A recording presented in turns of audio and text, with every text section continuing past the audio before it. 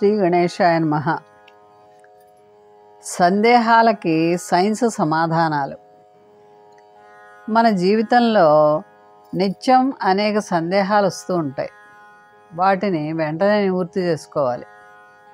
విద్యార్థుల్లో అంతర్గతంగా దాగి ఉన్న సృజనాత్మక శక్తిని, ఆలోచన శక్తిని గుర్తించి ప్రోత్సహించాలి. మానవుని అబ్బురుపరిచే కొన్ని సంఘటనల వెనుక దాగి ఉన్న శాస్త్ర రహస్యాలని తెలుసుకుందాం.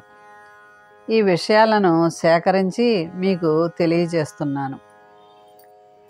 మన అరచేతిలో రేఖలు ఎందుకుంటాయి అనే సందేహానికి సమాధానం, వస్తువులను పట్టుకునే ముఖ్యమైన పని అరచేతికి ఉంది.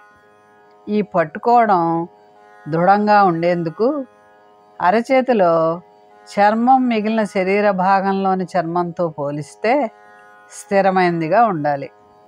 అరచేతిలో రేఖలు అంటే చర్మాన్ని కలిపే జాయింట్స్ అనవచ్చు. ఇక్కడ చర్మం కిందకి దిగి ఉండి అరచేతికి గట్టి పట్టు కలిగించేందుకు సహాయపడుతుంది. అరచేతిలో చర్మంలో ఇటువంటి జాయింట్స్ ఉండడం వల్లనే అరచేతి చర్మం వస్తువులను కదలకుండా పట్టి ఉంచగలుగుతుంది. వ్యక్తికి ఈ రేఖలు విచిత్రంగా ఉంటాయి. కాబట్టి ఈ రేఖలను బట్టి మనిషి అదృష్టం ఉంటుందనే నమ్మిక కొంతమందికి ఉంటుంది. అరచేతిలో మొటిమల మాదిరి బొటిమల వరుస ఉంటాయి. ఇవి ప్రధానంగా వేలి చివర్లు స్పష్టంగా కనిపిస్తాయి. నేర పరిశోధనలో ఉపయోగపడే వేలిముద్రలు వీటి కారణంగానే వస్తాయి. వీటిని ఘర్షణ శిఖరాలు అనొచ్చు. ఎందుకంటే వస్తువు జారకుండా అరచేతిలో ఘర్షణతో వస్తువును పట్టి ఉంచడంలో ఇవి తోడ్పడతాయి. ఈ ఘర్షణ శిఖరాల కారణంగానే నేల మీద పడి ఉండే చిన్న వస్తువులను సైతం పట్టుకుని పైకి తీయగలుగుతున్నాం. మనం ఎందుకు ఆవలిస్తాం? మనకు నిద్ర వస్తున్నా లేక వినే విషయం బోరుగా ఉన్నా మన శ్వాసక్రియ నెమ్మదిగా జరుగుతుంది. ఇటువంటి సమయంలో మనం ఆవలిస్తాం. ఆవలించడం వల్ల ఎక్కువ పరిమాణంలో గాలిని అంటే ఆక్సిజన్ తీసుకుంటాం. అప్పుడు రక్తం, ఊపిరితిత్తుల మధ్య ఆక్సిజన్, కార్బన్ డయాక్సైడ్ మార్పిడి అత్యంత వేగంగా జరుగుతుంది. అందుకే విద్యార్థి ఆవలిస్తే ఉపాధ్యాయుడు బయటికి వెళ్ళి రిలాక్స్ అయ్యి రమ్మని చెప్తాడు. బహుశా పాఠం విద్యార్థి బోరు కొట్టి కానీ లేదా ఎక్కువ ఆక్సిజన్ అవసరమై కానీ ఆవలించి ఉండొచ్చు. ఏదైనా రెండింటికి విరుడు ఒకటే కదా. అధికంగా ఉప్పు తింటే రక్తపోటు ఎందుకు వస్తుంది? రక్తనాళాల్లో ప్రవహించే ప్రవాహి స్థాయి సాధారణ స్థాయి కన్నా హెచ్చుగా ఉంటే ఆ మనిషికి రక్తపోటు పెరుగుతుంది. రక్తపోటు తగ్గడానికి 2 పద్ధతులను అవలంబించవచ్చు.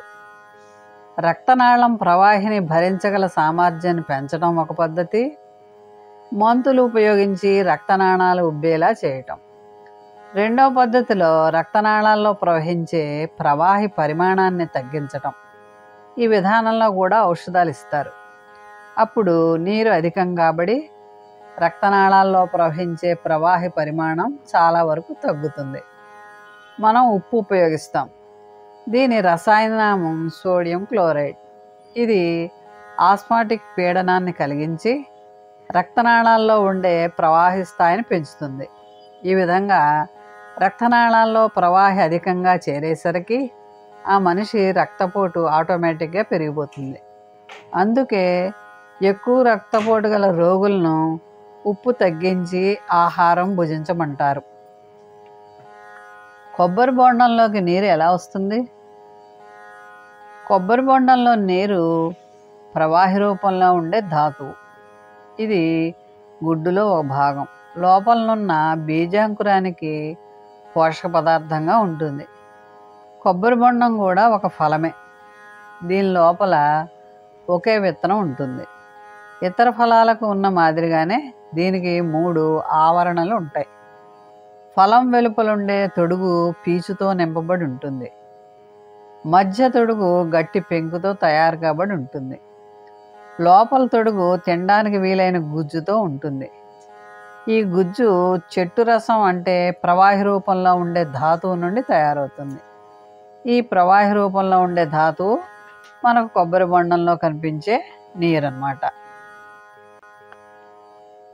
అరేబియా హిందూ మహాసముద్రాల్లో కన్నా బంగాళాఖాతంలోనే తుఫాన్లు ఎక్కువ. ఎందుచేత?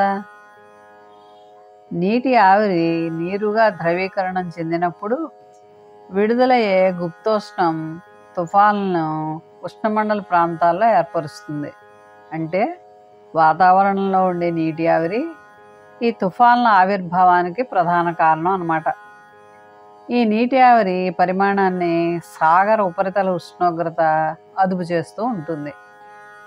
సాగరాల ఉపరితల ఉష్ణోగ్రత 28 డిగ్రీల సెంటీగ్రేడ్ లోపల ఉంటే ఆ ప్రాంతం తుఫాన్లను ప్రోత్సహించేదిగా ఉండదు. సాగర ఉపరితల ఉష్ణోగ్రత 28 డిగ్రీల సెంటీగ్రేడ్ లేదా అంతకు మించి ఉండే ఆ ప్రాంతాలు తుఫాన్లు సృష్టించేందుకు బాగా అనువుగా ఉంటాయి. అయితే సాగరాల ఉపరితల ఉష్ణోగ్రత 28 డిగ్రీల సెంటీగ్రేడ్గా పేర్కొనడం తుఫాన్లు ఏర్పడడానికి ఏకైక కారణం కాదు, అదొక కారణం మాత్రమే. అరేబియా హిందూ మహాసముద్రాల్లో సంవత్సరంలో ఋతుపవనాలు వీచే సమయాలలో ఉష్ణోగ్రత 28 డిగ్రీల సెంటీగ్రేడ్ కన్నా తక్కువకు పడిపోతుంది. అందుకే ఈ సాగరాలు తుఫాన్ల ఆవిర్భావానికి కొంత అనుకూలంగా ఉండవు. రాత్రి నిద్రిస్తూ ఉంటే మన ఎత్తు 1 సెంటీమీటర్ పెరుగుతుందా? మనిషి వెన్నెముకలో 26 వెన్నుపూసల నడుమ కుదురుగా ఉపయోగపడే నార వంటి కణజాలం ఉంటుంది. దీనిని పూసల నడుము గల డిస్క్ అంటారు. మనం నడిచే సమయంలోనూ గెంతే సమయంలోనూ శరీరానికి కలిగే కుదుపులను ఈ డిస్కులు గ్రహించి వాటి ప్రభావం మొత్తం శరీరానికి లేకుండా చేస్తాయి. అంటే ఇవి షాక్ అబ్జార్వర్స్గా వినియోగపడతాయి అన్నమాట. పగలు ఈ డిస్కుల దగ్గర నొక్కుకుపోవడం వల్ల మన ఎత్తు కొంత కోల్పోతాం.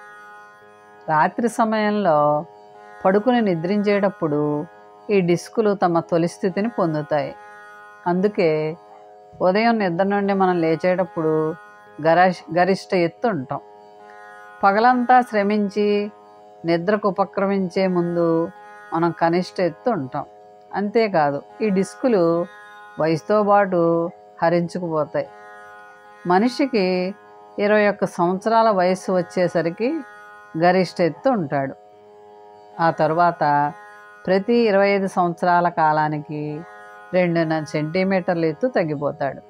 అంటే 25 సంవత్సరాల వయస్సులో ఎత్తు 175 సెంటీమీటర్లుంటే 50 సంవత్సరాల వయసు వచ్చే వరకు ఎత్తు 172.5 సెంటీమీటర్లు, 75 సంవత్సరాలు వచ్చేసరికి 170 సెంటీమీటర్లు ఉంటుంది.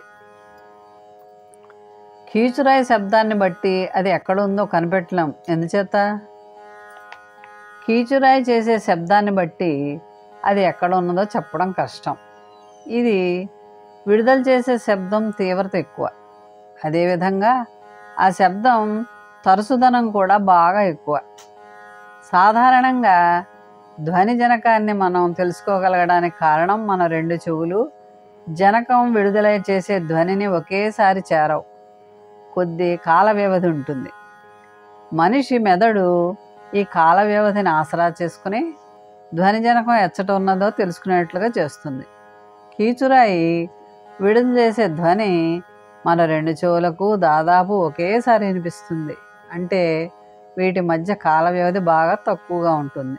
అందుకే మన మెదడు కీచురాయి ఎక్కడుండి శబ్దం చేస్తుందో కనిపెట్టలేం.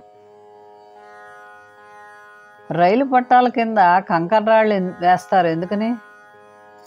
రైలు పట్టాల కింద కంకర్రాళ్ళు వేయడం వల్ల రైలు పట్టాల మీద పోయేటప్పుడు ఎదురయ్యే కొన్ని సాంకేతిక సమస్యలకి పరిష్కారం లభిస్తుంది.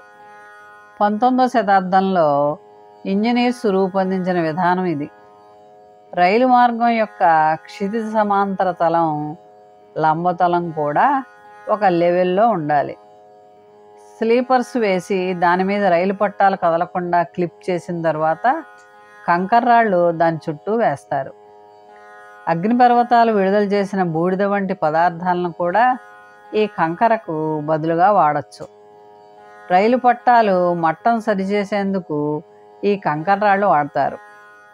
నిరంతరం పట్టాల మీద రైలు ప్రయాణించడం వల్ల ఈ రైలు పట్టాల మట్టం సరిగా ఉన్నది లేనిది తరచూ తనిఖీ చేయాలి. ఈ స్లీపర్స్ అడుక్కి బలవంతంగా కంకర్రాళ్ళు తోసి ఎప్పటికప్పుడు మట్టాన్ని సరిచేస్తూ ఉంటారు. అందుకే రైలు పట్టాల వద్ద తగినన్ని కంకర్రాళ్ళు అందుబాటులో ఉండాలి.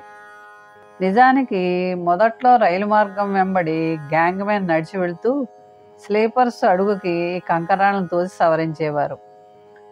ఇప్పుడు ఈ పని యంత్రాలు కూడా నిర్వహిస్తున్నాయి. ఈ యంత్రాలు రైలు పట్టాలపై దొర్లే చక్రాలు గల వాహనం మీద అమర్చబడి ఉంటాయి. ఈ వాహనం మార్గం వెంబడి వెళుతూ రైలు మార్గాల మట్టం అవి సమరేఖలో ఉండేటట్లు చేయటం వంటి పనులు నిర్వహిస్తూ ఉంటాయి. మరికొన్ని సందేహాలకు సమాధానాలు వచ్చే ఎపిసోడ్లో తెలుసుకుందాం. మోహన్ వాణి ఛానల్ వారికి ధన్యవాదాలు. వినండి, వినిపించండి, వింటూనే ఉండండి. మోహన్ వాణి తెలుగు పాడ్కాస్ట్ వింటున్న శ్రోతలందరికీ హృదయపూర్వక ధన్యవాదాలు.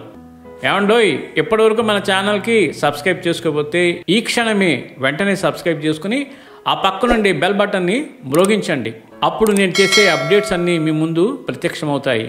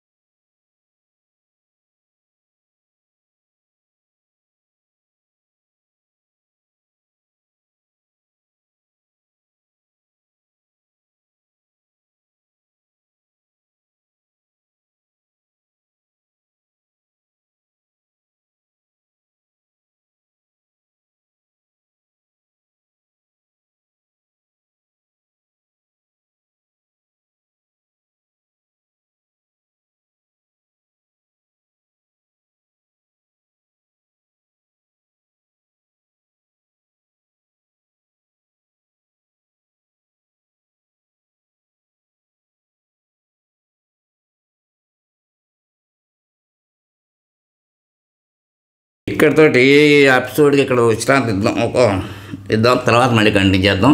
స్వస్తి.